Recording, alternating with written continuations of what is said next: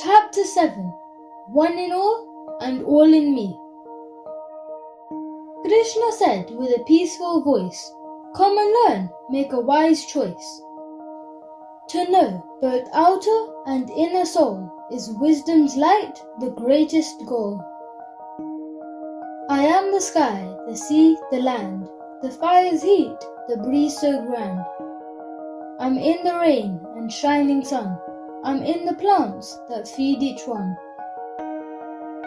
I am the sound that fills the air, the smell of flowers everywhere. I am the strength in those who try, the love you feel, the truth you cry. For ports there are by which to stop, some seek with thought, some with their heart. Some come in need, some search to know, all walk toward my endless glow. But only few can really find that I am all in heart and mind. In joy and pain, in wind and flame, there's not one place without my name. So see the world with sacred eyes, beyond the names, beyond disguise.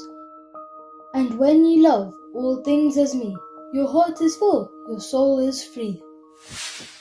Don't forget to like my video and subscribe to stay updated. Krishna Stories!